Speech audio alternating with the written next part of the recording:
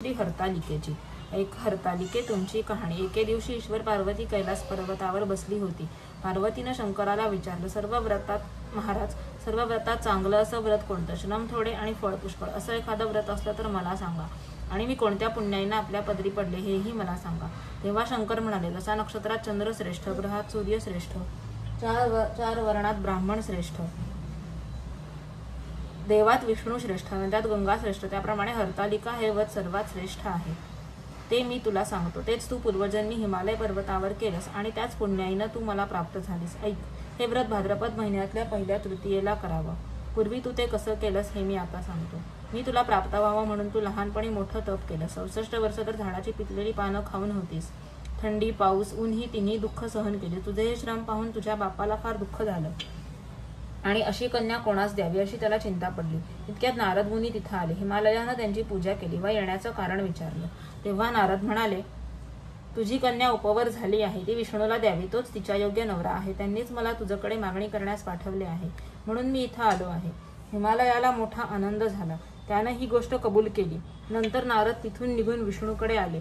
त्यांना ही हकीकत कळवली व आपण निघून दुसरीकडे गेले. नारद गेल्यावर तुझ्या बापानं ती गोष्ट मला सांगितली. ती गोष्ट तुला रुचली नाही, तू रागावलीस. असं पाहून तुझ्या सखीनं रागावण्याचं कारण विचारलं. तेव्हा तू सांगितलंस, महादेवा वाचून मला दुसरा पती करणे नाही असा माझा निश्चय आहे. असं असून माझ्या बापानं मला विष्णूला देण्याचं कबूल केलं आहे. आता ह्याला काय उपाय करावा? मग तुला तुझ्या सखीनं एका घोर अरण्यात नेलं. तिथं गेल्यावर तू एक नदी दृष्टीस पडली.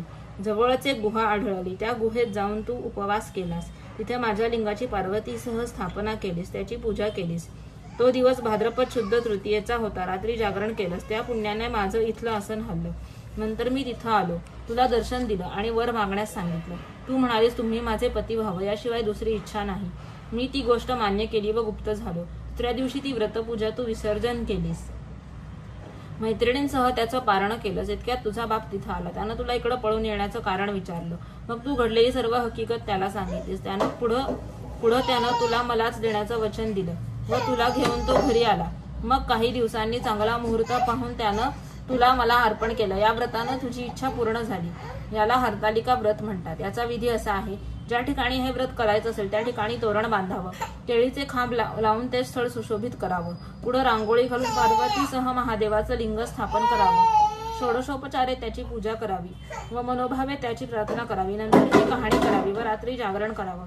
या व्रतानं प्राणी पापापासून मुक्त होतो, साती जन्माचं पातक नाहीसं होतं, राज्य मिळतं, स्त्रियांचं सौभाग्य वाढतं. ज्या दिवशी जर बायकांनी काही खाल्लं तर त्या जन्मवंध्या व विधवा होतात, दारिद्र्याचा आणि पुत्रशोक होतो. ही कहाणी केली तर सुवासिनींना यथाशक्ती वाण द्यावं.